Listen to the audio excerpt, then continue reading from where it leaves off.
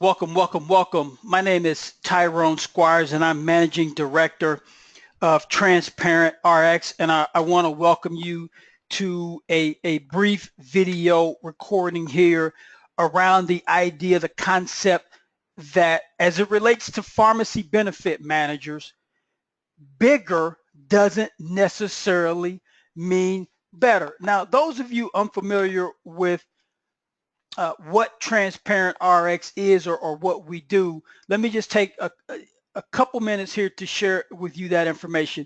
Transparent RX is a fiduciary pharmacy benefit management company as opposed to a non-fiduciary PBM. So from our viewpoint, there are only two types of PBMs. Either you're a fiduciary and you put clients first, or you're not fiduciary and you put shareholders first above your clients.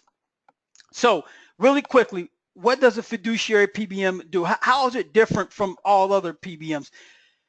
What you're looking at right now are three different levels of transparency. There's no standard PBM industry definition for transparency. Every PBM is going to say that they're transparent. No PBM is going to say that they aren't.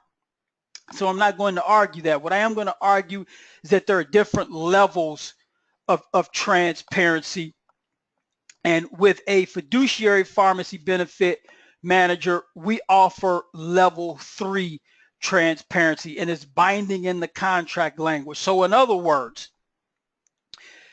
a client will know what it's paying its PBM for providing pharmacy benefit management services on its behalf, as opposed to a non-fiduciary pharmacy benefit manager. The client only knows what total plan cost is or what net plan costs are, and somewhere hidden in those net plan costs is the PBM's take.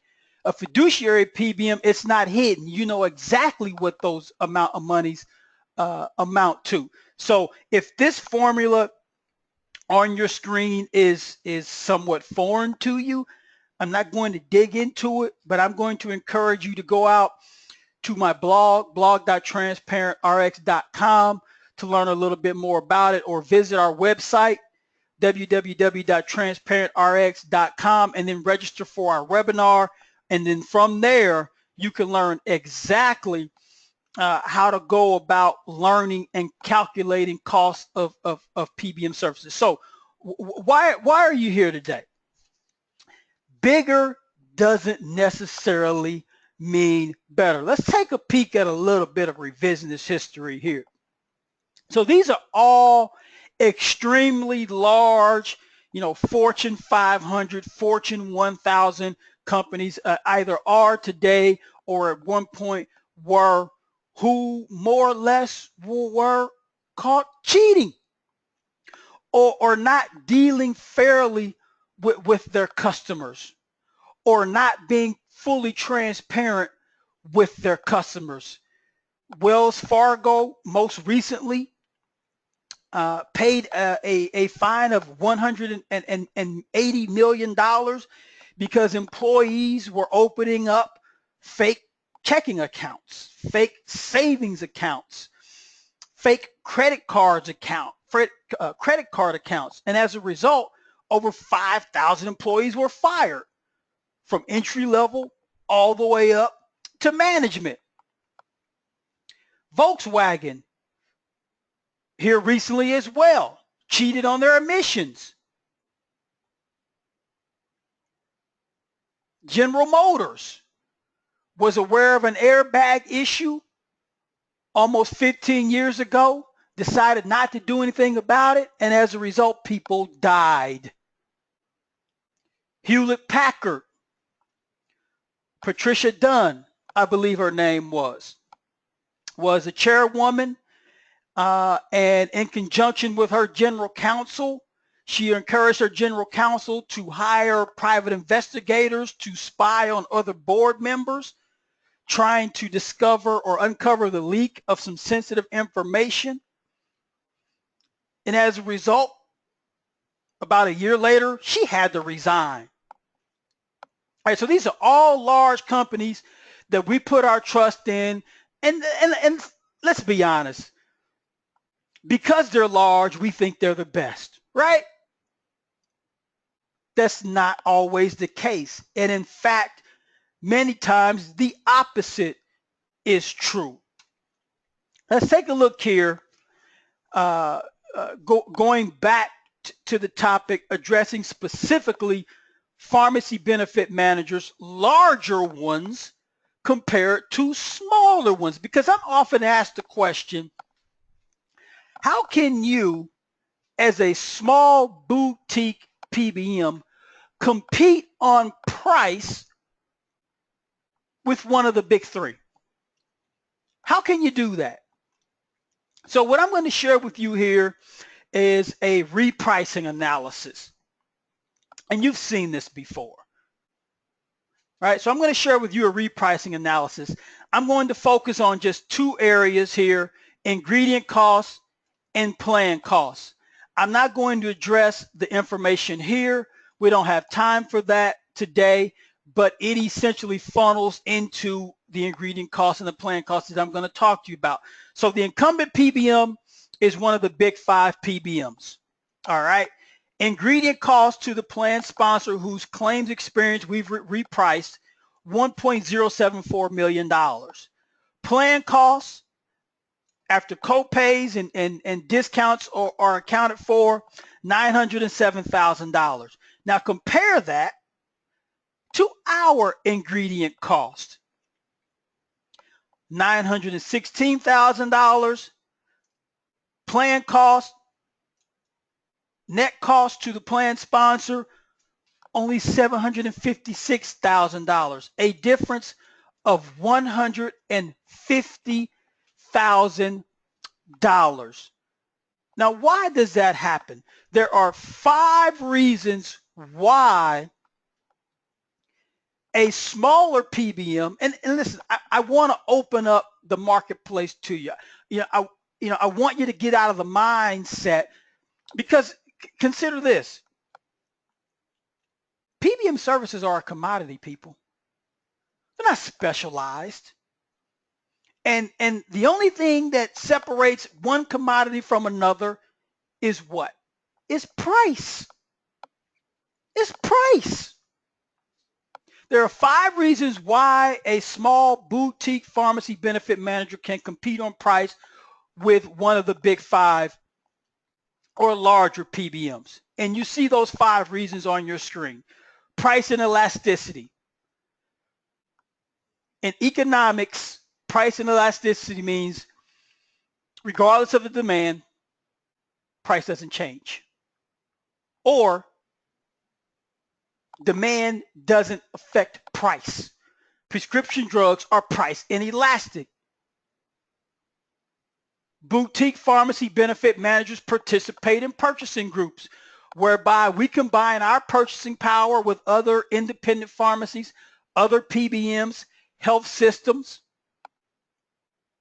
and we buy based on that combined purchasing power. Rebate aggregation, similar concept as purchasing groups, whereby you have essentially a clearinghouse that has contracts with separate entities to manage rebates on our behalf, and then they go to the manufacturers and negotiate those rebates, receive those monies in-house, capture those monies, and then pass those rebates out to their clients.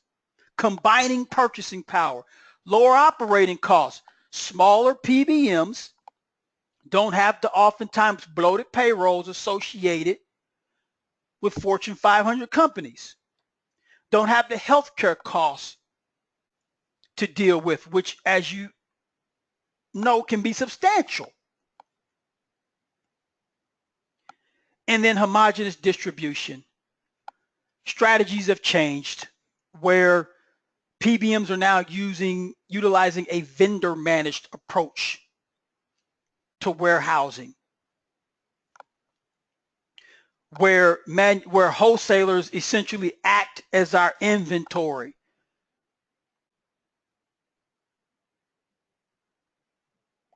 Cardinal, AmerisourceBergen, McKesson, big 3. prescription drug wholesalers, right? So we're purchasing our medications from the same sources. So you have just 5 reasons here why a boutique pharmacy benefit manager can and oftentimes wins on price with a larger PBM. Case in point. Now let me back up here. In that repricing that I shared with you, the ingredient cost was higher than our ingredient costs because as a fiduciary pharmacy benefit manager, we don't make any money from the prescription drugs. It's a fee-only service. We make no money from rebates, no money from the prescription drugs. It's a fee-only service, a flat fee. And the language is super strong in the contract. Again, go out to my blog. I've got a screenshot of our fiduciary contract and some of the language. It's super strong. So the ingredient cost is higher because the larger PBMs, it's how they generate revenue to be able to cover operating costs, right? All right, so case in point. And consider the source here, drug channels, it is one of the most widely read blogs around the pharmaceutical industry out on the internet today. So I encourage you, if you're not a regular reader, I encourage you to bookmark that. This is some really impactful information put out on that blog on a weekly basis. So case in point here. So if you don't believe me in the repricing information that I shared with you, and you think I've just kind of pieced this together to my benefit, well, consider this.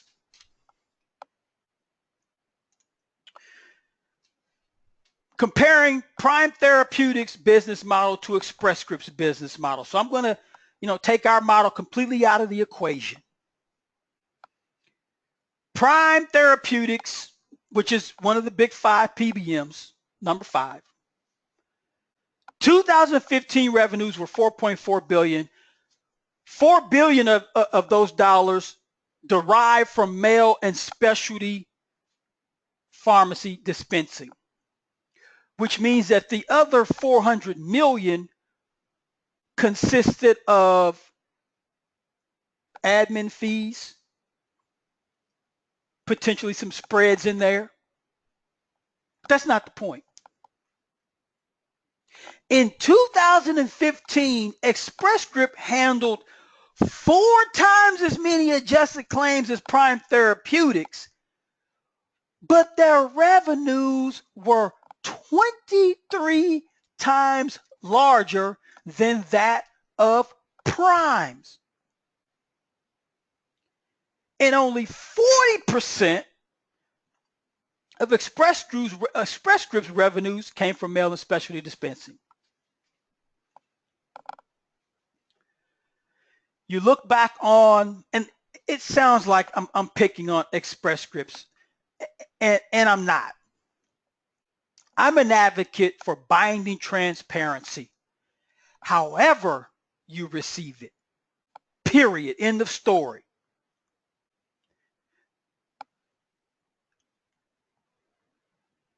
But the point here is that Express Scripts revenues were 23 times larger, although the amount of claims were only 4 times as large as Prime's.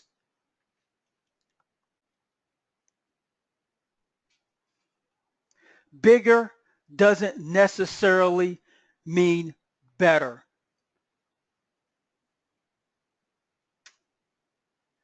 What's the problem here? The problem, and I can sum it up in one phrase: information asymmetry.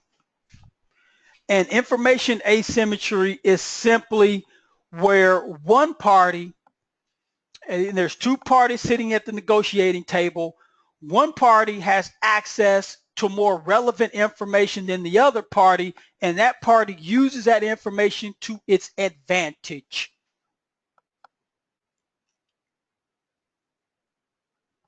How do we fix it?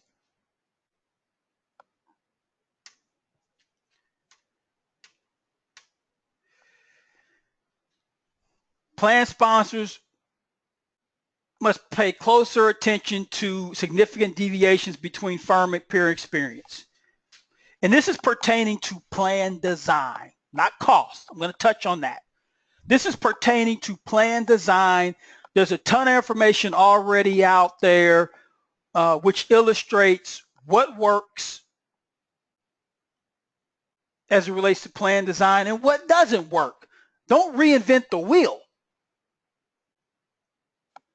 Don't reinvent the wheel. There's plenty of information out there that what works and what doesn't work. Use that information. Unusual behavior and manufacturer revenue.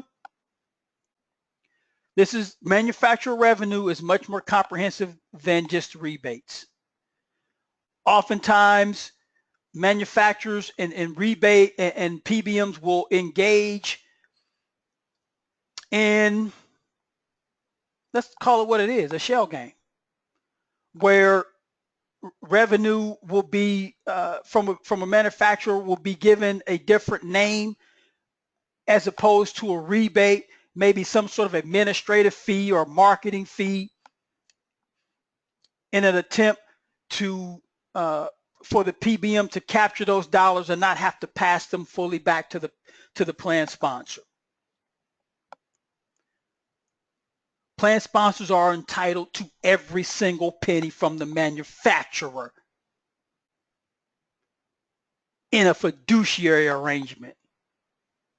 If you prefer a non-fiduciary arrangement, then obviously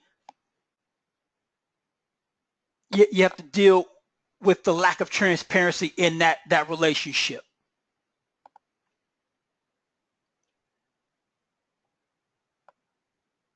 All right. Number 3, lack of correlation between build and acquisition costs. Reference pricing. This is where I'm going to talk about cost just a little bit here. There's some not a lot. I mean, there's some analytics software out there. There's some algorithm software out there tied to the PBM industry for the benefit of plan sponsors to contain costs, prescription drug costs, pharmacy costs.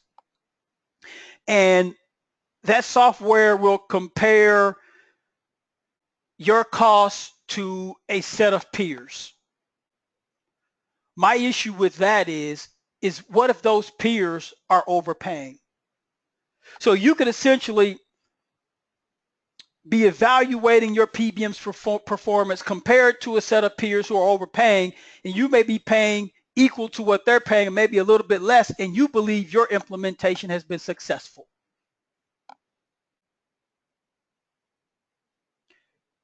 The baseline should be acquisition cost, not AWP, which is flawed, not MAC, which is flawed, but what did the PBM pay a wholesaler or a manufacturer to put a product on the shelf?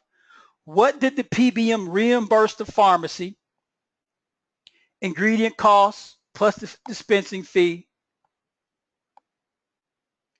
What did a PBM reimburse a pharmacy for dispensing a medication on behalf of its payer client? That's acquisition cost. So anything above that is a potential hidden cash flow, it's going to go on the PBM's balance sheet in the cash section, in the cash account. All right. So let's wrap this up. I'm going to leave you with this one particular point here. Education is the most logical and effective foundation for achieving maximum value in pharmacy benefit management services. Consider this, and I'm wrapping up here. Education around the PBM industry, and note this, Most plan sponsors and their representation don't know what they don't know.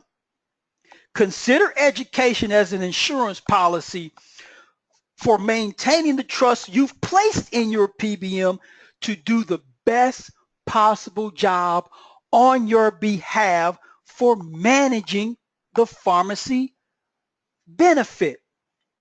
All right. So I appreciate your time today.